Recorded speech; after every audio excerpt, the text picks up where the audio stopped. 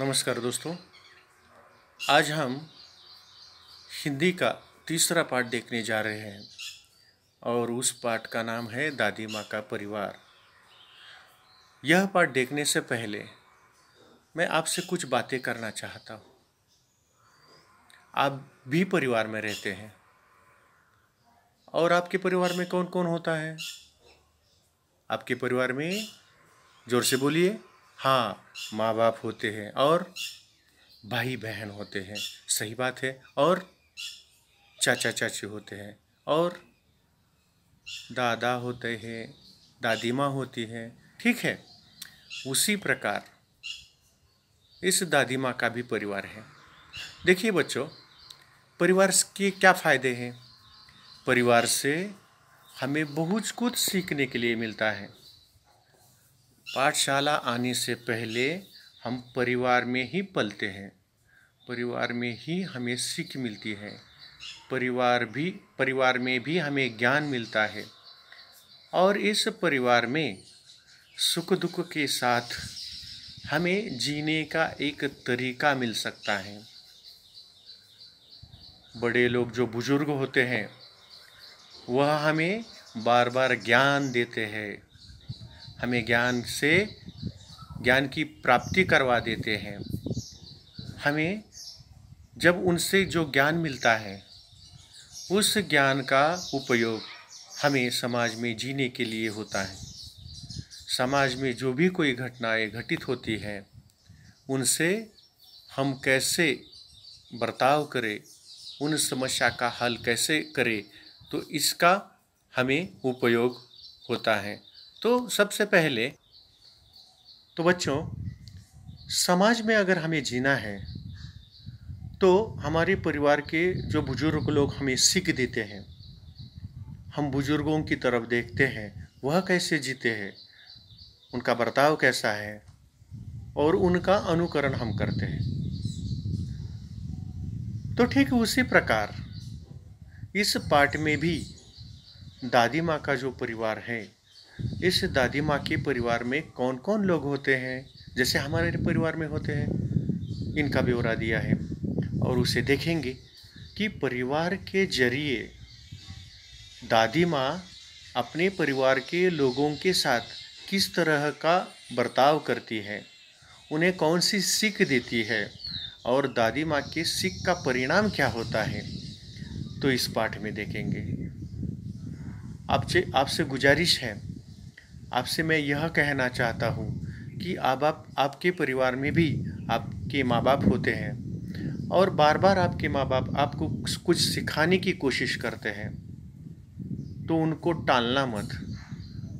वे जो सिखाते हैं उनका अनुकरण कीजिए, क्योंकि वे आपके भले के लिए ही आपको कुछ कहते हैं।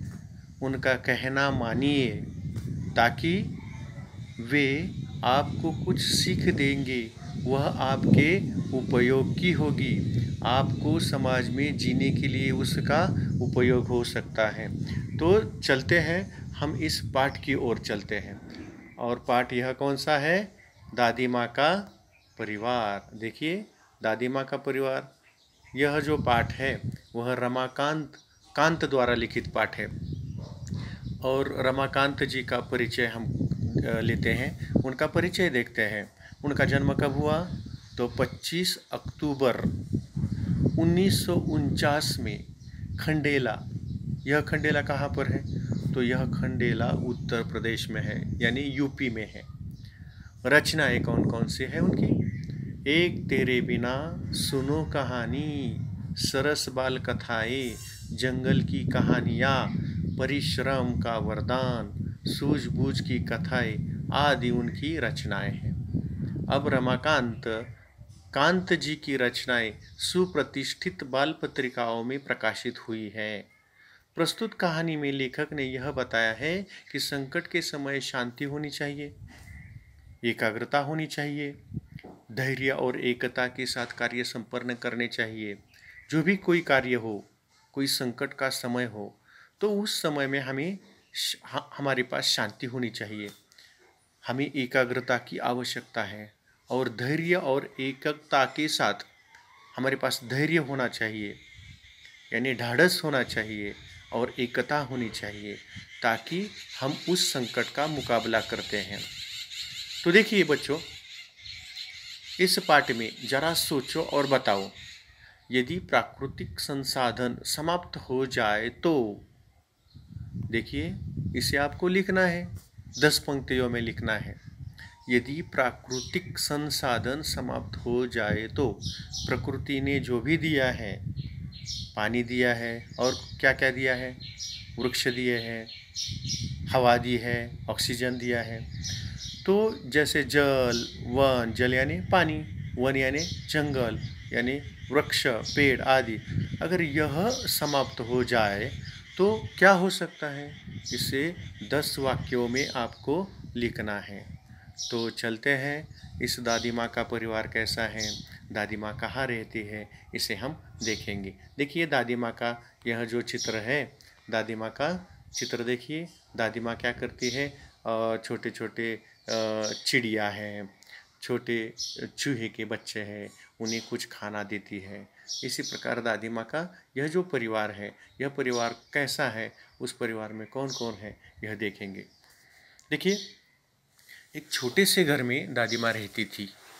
छोटा सा घर था दादी माँ का, ऐसा कोई बड़ा घर नहीं था, छोटा सा घर था। ये तो वह निपट अकेली थी। निपट का मतलब है मात्र, यानी केवल। फिर भी घर आबाद था उनका। वह अकेली थी लेकिन उसका घर आबाद था, भरा पूरा था। रोज़ सुबह दादी माँ उठती। देखिए, आप सुबह नहीं उठते जल्दी तो आपके माँ बाप को आपको उठाना पड़ता है, लेकिन यह दादी माँ इतनी बूढ़ी है फिर भी वह सुबह जल्दी उठती है, घर बुहारती है, संवारती है और घर की स्वच्छता करती है। आंगन में आसन धरती है, आंगन में बैठती है, खाना बनाती है, खाती है। वह खाना बनाती भी है और खाती भी है। परिवारजनों से बतियाती है, उसके परिवार में जो भी कोई लोग हैं उनसे बातें करती है। रात होती है तो वह सो जाती है, आप भी रात होती है तो सो जाते हैं। उसी प्रकार यह दादी माँ भी रात होती है तो सो जाती है। दिन मज़े में गुजर रहे थे और इसी प्रकार दिन मज़े में गुजर रहे थे। परिवारजन फल फूल रहे थे। उनके परिवारजन जो थे, परिवार में जो लोग थे, वह फूल फल रहे थे।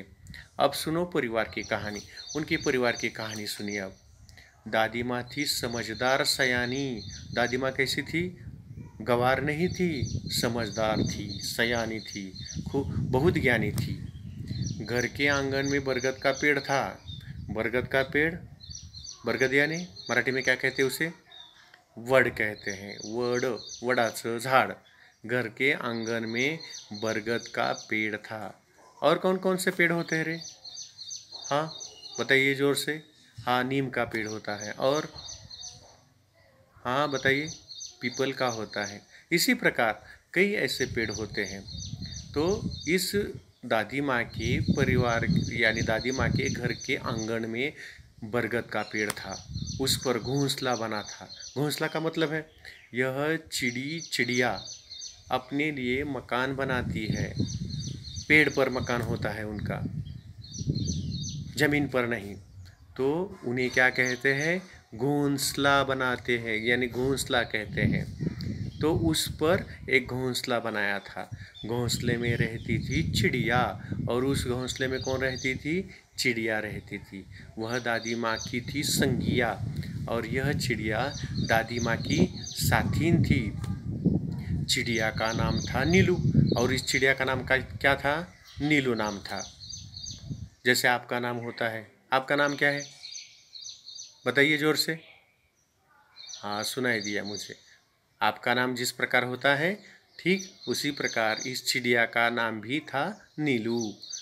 सुबह उठ दादी आंगन बुहारती, और यह दादी माँ सुबह उठती थी और आंगन की स्वच्छता करती थी। बुहारना यानी स्वच्छता करना। नीलू फुदकती चिंचियाती। फुदकती यहाँ से वहाँ जाना, फुदकना यानी मराठी में क्या कहते हैं उसे हम, उड्या मारत जाने, टुनुक टुनुक। उसी प्रकार यह नीलू फुदकती चिंचियाती, वह एक प्रकार का आवाज़ निकालती थी, जैसे चिड़ी चिड़ी आवाज़ निकालते, उसी प्रकार यह नीलू क्या करती थी, फुदकती थी और चिंचियाती थी, दादी माँ से बतियाती थी, दादी माँ से बातें भी करती थी। एक और थी दादी माँ की साथिन चिंकी चूहिया, और यहाँ दूसरी भी एक उसकी साथिन थी दादी माँ की, और उसका नाम था चिंकी। और यह कौन थी, चूहिया थी। चूहिया यह स्त्रीलिंग है, और उसका पुल्लिंग क्या है, चूहा। चूहा का मतलब उंदीर। एक और थी दादी माँ की साथिन चिंकी चूहिया, पेड़ के नीचे बिल बनाकर रहती, और चूहे कहाँ रहते हैं, बिल में रहते हैं। और इस बरगद के पेड़ के नीचे यह चिंकी चूहिया बिल बनाकर रहती। दिन भर घर में उसकी दौड़ लगती, और दिन भर क्या करती थी, घर में दौड़ लगाती थी। यह थी दादी माँ की दीन दुनिया, और दादी माँ की यह दीन दुनिया थी। दीन यानी गरीब, दादी माँ की यह गरीब दुनिया थी। दादी माँ, चिड़िया और चूहिया। देखिए उसके परिवार में कौन कौन थे, चिड़िया, चूहिया और दादी माँ। वे सब यदि होती खुश तो दादी माँ भी रहती खुश, और यह अगर दोनों खुश होते तो दादी माँ भी खुश रहती। दादी माँ हुई कभी दुखी तो वे भी न रहती थी सुखी, और कभी दादी माँ दुखी होती तो ये दोनों भी सुखी नहीं रहते थे। परिवार में ऐसा ही होता है, जब किसी को दुख होता है तो परिवार के सारे लोग दुखी हो जाते हैं, और अगर किसी को सुख मिलता है, कोई इनाम मिलता है, तो परिवार के सारे लोग सुखी होते हैं। ठंडी के दिन थे, उन्हीं दिनों नीलू चिड़िया ने अंडे दिए, और ठंडी के दिन थे, और उन्हीं दिनों में नीलू चिड़िया ने अंडे दिए। उनमें से निकले 2 बच्चे। उस अंडों से कितने बच्चे निकले, 2 बच्चे निकले, नन्हे सुंदर अच्छे अच्छे। टीनू मीनू नाम निकाला, और उनका नाम जैसे आपका नाम निकाला है, जैसे आपका नाम रखा गया है। क्या नाम है आपका, जोर से बोलिए आपका नाम। हाँ ठीक है, उसी प्रकार इनका नाम भी रखा गया, टीनू मीनू। सब ने मिलकर पोसा पाला, और सब ने मिलकर उन्हें पाला पोसा। चिंकी को 2 बेटों को उपहार मिले, और यहाँ पर नीलू को भी 2 लड़के हुए, यानी टीनू मीनू बच्चे हुए, और चिंकी को भी 2 बेटों के उपहार मिले, उन्हें भी 2 बेटे में हुए, और उसका नाम था चुस्को और मुस्कू। थे बड़े भले। दादी माँ उनका ख्याल रखती, और दादी माँ का काम था उन छोटे लड़कों का ख्याल रखना। उनसे मन बहलाती, और उन्हें देखकर वह अपना मन बहलाती थी, मन को आनंद लेती थी। स्नेह प्यार से वह दुलारती, उन्हें क्या करती थी, स्नेह और प्यार से दुलारती थी, उनका पालन पोषण करती थी, उन्हें प्यार देती थी, और उन्हें देखकर दादी माँ को समाधान की प्राप्ति होती थी, आनंद होता था। देखिए चित्र में दिया है, वह दादी माँ इन चिड़ियों को और चूहे को कुछ दाने खिला रही है, कुछ खाना खिला रही है। ऊपर से चिड़िया देख रही है, चिड़ियों के जो बच्चे हैं वह दादी माँ की तरफ देख रहे हैं, और दादी माँ क्या कर रही है, उन चूहों के बच्चों को कुछ खिला रही है। उनका नाम क्या है, चूहों के बच्चों का, चुस्को और मुस्कू। और चिड़िया के बच्चों का नाम क्या है, बताइए जोर से। चिड़िया के बच्चे क्या नाम है, टीनू मीनू। तो वे रोने लगते तो वह पुचकारती, उन्हें समझाती थी। वे छोटे बच्चे थे, और वे अगर रोने लगते तो यह दादी माँ उन्हें पुचकारती, समझाती थी। चारों बच्चे घर आंगन में दौड़ लगाते। यह जो चारों बच्चे हैं वह घर के आंगन में दौड़ लगाते थे, हंसते खेलते और खाते गाते थे। वह हंसते थे, खेलते थे, कभी गाते थे, खाते थे। ये छोटे बच्चे थे, जैसे आप करते हैं उसी प्रकार यह छोटे बच्चे भी आंगन में दौड़ लगाते थे, हंसते रहते, खेलते, खाते थे, गाते थे। खेल खेल में वे लड़ भी पड़ते थे, और खेल खेल में क्या करते थे, वे लड़ते भी थे, झगड़ते थे। दादी माँ उन्हें समझाती थी, और दादी माँ क्या करती, उन्हें समझाती थी। खेल खेल में वे लड़ भी पड़ते थे, दादी माँ क्या करती, उन्हें समझाती, कहती, मेरे बच्चों मत लड़ो, झगड़े टंटों में मत पड़ो।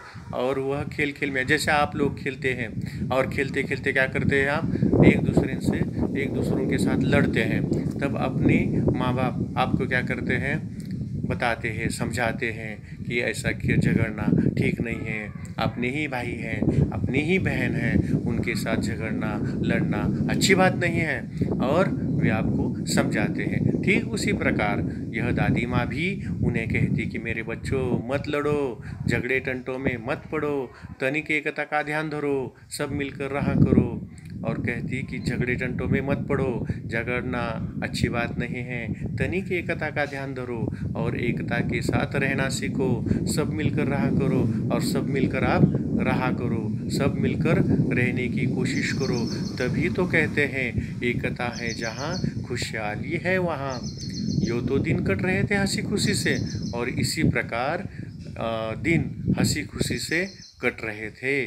और दादी माँ इस प्रकार उन बच्चों को सीख देती थी, समझाती थी, और ऐसे ही दिन कट रहे थे, हंसी खुशी के साथ दिन कट रहे थे।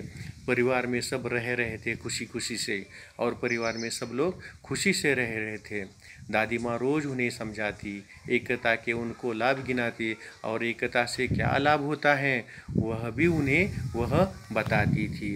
अब अगली तासिका में इस पाठ का जो अगला भाग है वह अगला भाग हम देखेंगे। तब तक के लिए हम क्या करते हैं, थोड़ा सा विश्राम लेते हैं।